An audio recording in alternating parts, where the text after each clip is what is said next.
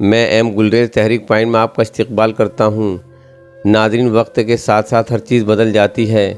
حالات انسان کی تہذیب و تمدن اور سوچوں کو متاثر کیے بغیر نہیں رہتے، لہٰذا ایسی ہی تبدیلی کو لے کر ایک ریاض احمد خاں ہیں، جنہوں نے اپنے جذبات و خیالات اس رنگ بدلتی دنیا کو دیکھ کر قرطاسِ ابیض پر بکھیرے ہیں، جن پر آپ غور فرمائیں گے تو آپ کو اس بات کا احساس ضرور ہوگا کہ ماضی میں ہمارے بزرگ ہماری کس نہج پر تربیت کیا کرتے تھے۔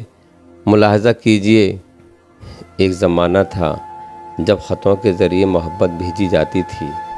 امی لکھوایا کرتی تھیں، بیٹا تمہیں خواب میں دیکھا تھا، دل بہت پریشان ہے، واپسی ڈاک سے لکھو، کیسے ہو، کوئی پریشانی تو نہیں ہے، ہوٹل کی روٹیاں نقصان تو نہیں دیتی، سردی بہت ہے، لحاف پر کمبل لگا لیا کرو، گھر سے نکلتے وقت آیت الکرسی کا ورد کر لیا کرو، اور بچپن میں جو دعائیں یاد کرائی تھیں سوتے وقت انہیں پڑھ لیا کرو، آسیب سے محفوظ رکھتی ہیں۔ گھر چھوڑتے وقت تمہارے ابو نے جو نصیحتیں کی تھیں ان پر ہمیشہ عمل کرنا، ان کی روح کو سکون ملے گا، مغفرت آسان ہوگی، کوئی پریشانی مت اٹھانا، فوراً گھر چلے آنا، خدا تمہیں اپنی امان میں رکھے۔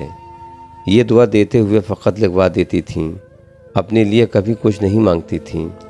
پڑھتے پڑھتے دل بھر آتا تھا، آنکھوں میں آنسو آ جاتے تھے، بھوک مٹ جاتی تھی۔ زمانہ بدل گیا ہے، اب امی بھی نہیں رہیں اور خط بھی نہیں رہے۔ اب جب بھی گھر سے فون آتا ہے تو صرف فرمائشوں کے لیے آتا ہے، کسی کو ساڑی اور جمپر چاہیے، کسی کو ٹاپ اور اسکرٹ چاہیے، کسی کو پینٹ اور شرٹ چاہیے، بس یہی سب فکر بھوک مٹا دیتی ہے۔ زندگی اسی تگودوں میں کٹ جاتی ہے، گزرے دنوں کی بہت یاد آتی ہے۔ ناظرین، اگر آپ ہمارے تحریک پوائنٹ چینل پر نئے ہیں تو اسے سبسکرائب کریں، شیئر کریں اور ساتھ ہی اپنے قیمتی مشوروں سے ہمیں نوازیں۔